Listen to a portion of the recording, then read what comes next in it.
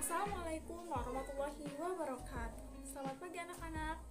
Alhamdulillahirrabbilalamin. Pada hari ini kita dapat bertemu kembali pada pelajaran biologi di materi genetika.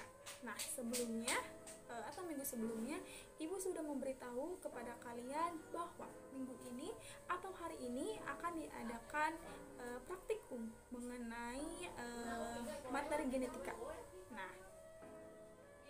Nah, sebelumnya di sini Ibu akan menjelaskan terlebih dahulu tujuan dari praktikum kali ini. Dan yang pertama, peserta didik dapat menjelaskan tentang pengertian sifat. Yang kedua, peserta didik dapat berperilaku jujur, teliti ketika melakukan percobaan.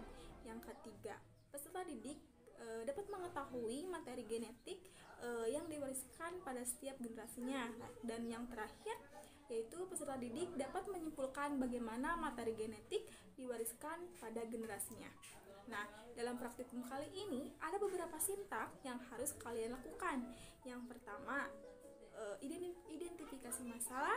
Yang kedua, merumuskan hipotesis. Yang ketiga, melakukan percobaan.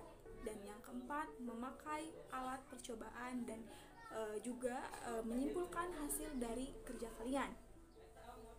Nah, selanjutnya di sini kalian akan melihat video praktikum yang telah Ibu buat. Dan selamat mengerjakan kepada kalian semua, tonton dengan baik-baik dan juga pahami lalu kerjakan dengan baik.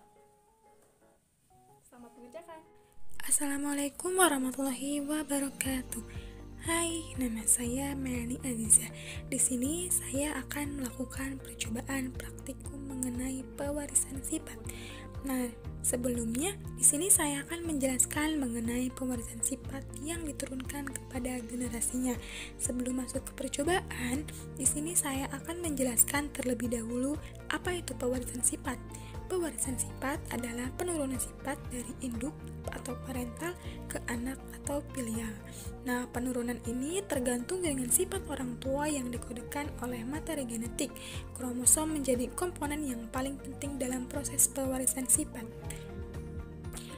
Nah, selanjutnya mari kita simak video penjelasan mengenai pewarisan sifat yang diturunkan kepada generasinya. Nah, kita siapkan bahan-bahan terlebih dahulu. Di sini ada lembar kerja siswa, ada manik-manik, ada spidol berwarna, dan ada gelas plastik. Di sini saya sudah menyiapkan wadah pada kakek A, nenek A, kakek B, dan nenek B. Nah, pada kakek A terdapat manik warna merah, pada nenek A terdapat manik warna hijau, pada kakek B terdapat manik warna kuning, dan yang terakhir pada nenek B terdapat manik warna hijau.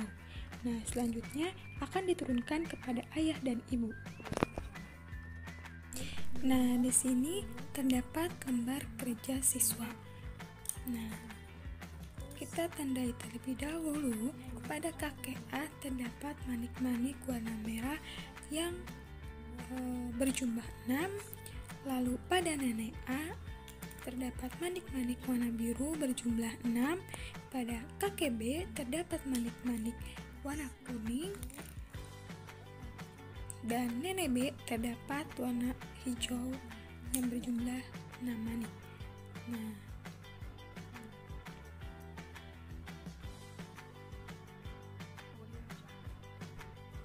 Nah, setelah itu baru kita pilih acak dan pejamkan mata. Kita ambil dari 3 manik dari kakek dan 3 manik dari nenek A. Lalu selanjutnya pada ayah ambil 3 manik dari kakek B dan 3 manik dari nenek B. Lalu setelah itu campurkan atau kocok agar manik-maniknya tercampur ketika dilakukan percobaan. Nah, selanjutnya ambil 3 manik-manik dari ibu secara mata terpejam. Lalu lakukan hal yang sama pada ayah. Ambil 3 manik-manik dari ayah dan mata terpejam. Lalu masukkan kepada tempat tikar. Nah, selanjutnya tandai pada lembar kerja siswa, yaitu pada tika terdapat 2 manik warna kuning, 2 manik warna biru, 1 manik warna merah, dan 1 manik warna hijau. Nah, selanjutnya kita akan menentukan pada dana. Kita ambil 3 manik dari ibu dan 3 manik dari ayah secara mata terpejam. Nah, lalu kita tentukan pada dana terdapat 2 manik warna kuning, 3 manik warna merah, dan 1 manik warna biru. Nah, setelah dana, perlakukan yang sama kepada Saskia. Ambil 3 manik dari ibu secara mata terpejam dan ambil 3 manik dari ayah.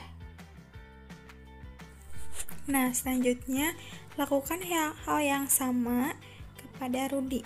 Ambil 3 manik dari ibu dan ambil 3 manik dari ayah. Nah, setelah itu kita tentukan pada lembar kerja siswa, pada Rudi terdapat 2 manik warna biru, 2 manik warna kuning, dan 1 warna merah, lalu 1 warna hijau.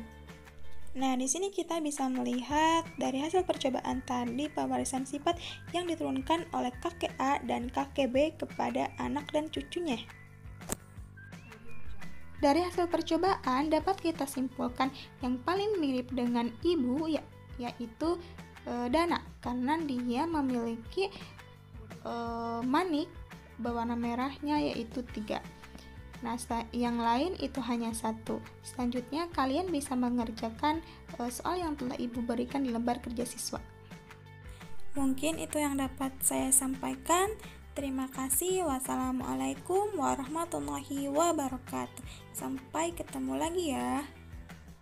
Alhamdulillahirrahmanirrahim, praktikum kali ini dapat diselesaikan dengan baik.